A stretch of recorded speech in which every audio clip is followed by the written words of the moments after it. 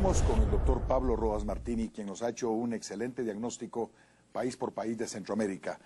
Terminamos con lo que quedaba de El Salvador y pasamos entonces a ver las perspectivas económicas de Guatemala para este año electoral 2011. Por favor, doctor, adelante. Sí, solo cerrando en el caso de El Salvador, otra dificultad que tiene es esta desconfianza que existe entre el sector privado salvadoreño y el gobierno. Al inicio de la gestión de la administración Funes, el sector privado decía que no había una claridad sobre el rumbo. Sin embargo, unos meses después el gobierno presentó el Plan Quinquenal de Desarrollo. Todavía sí se siguen quejando de que no hay una claridad. La administración Funes realmente no está propiciando un gobierno radical de izquierda, sino que es en esencia el modelo heredado por 4 administraciones del gobierno de Arena, pero con modificaciones lógicamente.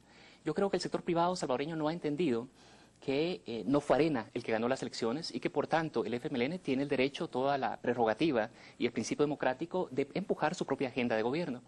Y creo que no lo están haciendo de una manera errada, sino que al contrario están tratando de sacar al país de ese crecimiento muy lento, que no es de 1 o 2 años, sino que ya tiene un buen periodo, más de una década, de Salvador ser el país que ha crecido menos en Centroamérica.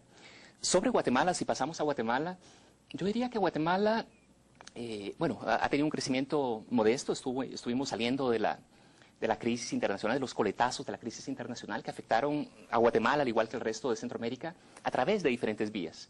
Una de ellas, sin duda alguna, el tema comercial, las exportaciones se desplomaron fuertemente debido a la contracción de las importaciones norteamericanas, y Guatemala tiene ese gran problema, una fuerte dependencia del comercio norteamericano, contrario, por ejemplo, a países sudamericanos, donde ya entre un 15 y 25% de las exportaciones son hacia Asia. Nosotros no hemos llegado a ese punto.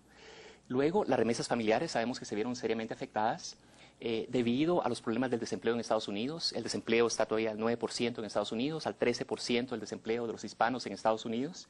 Y, lógicamente, eso ha incidido sobre la captación de remesas familiares.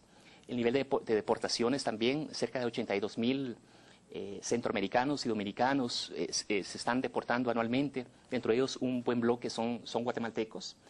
Y se ha mantenido en esos niveles en los últimos 3 años, lo cual sin duda alguna incide sobre el nivel de remesas. Luego, inversión extranjera. Ya mencionaba en el set anterior que Guatemala apenas si logra captar cerca de un 2% del PIB a nivel de inversión directa extranjera, lo cual es muy lamentable porque este país necesita inversión y la tasa de ahorro es bastante baja. La inversión doméstica, lógicamente, es muy necesaria, pero no es suficiente. Este país necesita cuantiosos volúmenes de inversión extranjera, si no para llevarla a los niveles de Costa Rica de un 7% del PIB, al menos aumentarla a un 5 o 6% del PIB. De otra manera... ¿Qué nos hace falta en políticas públicas para alcanzar ese objetivo? Mejorar el nivel de inversión. Estamos llegando a un nivel de calificación relativamente aceptable para la comunidad de negocios internacional. Pero ¿qué le hace falta al país para realmente atraer inversión consistente, sólida, en niveles mucho más altos? Yo diría que uno de los problemas serios es que Guatemala, si uno quisiera determinar, puede decir que tiene los motores de desarrollo claramente definidos, pero no los ha sabido aprovechar. Entonces, uno sabe que un motor de desarrollo es la agricultura tradicional, café, banano y azúcar, y que ahorita está volante debido a los altos precios internacionales. Es decir, ya es muy poco adicional lo que se puede hacer por ese lado. Luego está la agricultura no tradicional, donde es todo el esfuerzo de la Export de los últimos 2 décadas. Creo que ha sido un esfuerzo muy loable a nivel de Centroamérica, a nivel de exportación, pero todavía falta mucho por hacer. Cuando uno revisa el menú exportador hacia Estados Unidos, por ejemplo, hay muy poco todavía de agroindustria, donde Guatemala tendría un fuerte potencial. Entonces, ahí hay una tarea pendiente. Luego, a nivel de turismo, sabemos que tenemos una riqueza incalculable, pero siempre hay desconfianza entre el sector público y el sector privado, no se ponen de acuerdo, no hay claridad en una política de turismo, de atracción de turistas, de atracción de inversión. Es decir, hay serias limitaciones. Sin embargo, ha venido creciendo la tasa, digamos, de visita de turistas al país. Pero muy modestamente. Es decir, si seguimos a esos ritmos, nunca estamos muy por detrás de una Costa Rica, de un Panamá, de una República Dominicana. Nos ponemos contentos, por ejemplo, cuando para un crucero por acá y paran por el día, cuando el objetivo debería ser hacer como en Costa Rica, donde el turista aborda los cruceros en el país. Entonces sabe que ese turista va a estar 3 o 4 días adicionales con un gasto mucho mayor. Entonces, realmente hay serias precariedades a nivel de la política de turismo.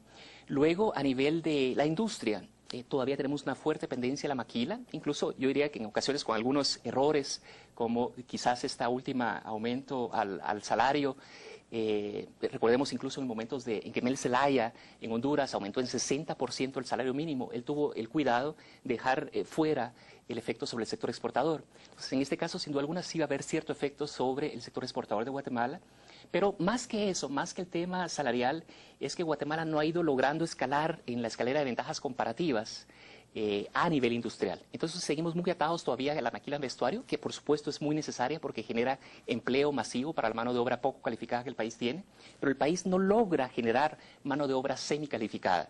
Entonces, cuando uno compara el menú exportador de Guatemala versus, por ejemplo, Costa Rica o versus República Dominicana, hay una gran diferencia. Entonces, a nivel del sector industrial también falta mucha más claridad de precisar esa política. Usted hablaba, por ejemplo, que Costa Rica está creciendo mucho en su sector de exportaciones y en relaciones bilaterales con países asiáticos. Hace poco yo decía en una propuesta que hacía a través de mi columna editorial en Prensa Libre que perfectamente las relaciones bien establecidas que tenemos con Taiwán podrían convertir a ese país en el portaaviones de relaciones bilaterales nuestras con toda Asia.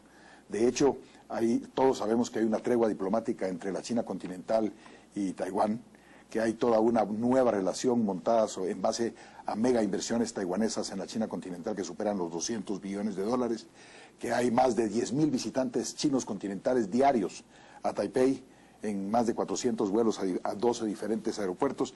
¿Ve usted a Taiwán realmente como un portaaviones y una gran posibilidad, por ejemplo, para Guatemala en su relación con los países asiáticos? Yo no quisiera entrar a puntualizar si China o Taiwán. Yo diría que los países asiáticos en general, aparte yo creo que ese tema es algo que corresponde a las cancillerías de Centroamérica definir, y ya estaríamos... ¿Y a la de Guatemala en específico? No solo Guatemala, sino que el resto de Centroamérica, digamos, con excepción de Costa Rica, para todos la relación con Taiwán ha sido de suma importancia. Entonces yo creo que eso es más terreno de la diplomacia. Pero lo que sí es innegable es que Asia es el nuevo motor de desarrollo. Esta, por ejemplo, es la primera crisis internacional donde los países en desarrollo no siguieron los coletazos de la economía de los países industrializados. Por primera vez se dio una fuerte crisis a nivel de los países industrializados y por el otro lado tenemos economías que prácticamente no sintieron la crisis. El caso de China, el caso de India, otras economías.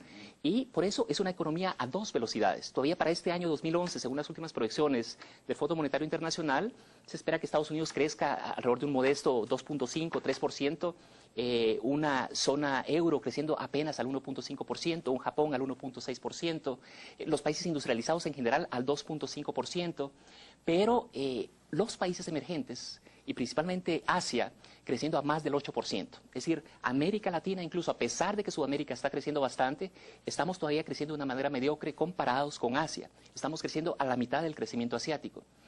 Muy bien, muchas gracias, doctor Rodas Martini. Volvemos con ustedes después del corte comercial a nuestro tercer bloque y hablar de reformas tributarias y de las posibilidades de que Guatemala tenga una salida a través de otros mecanismos.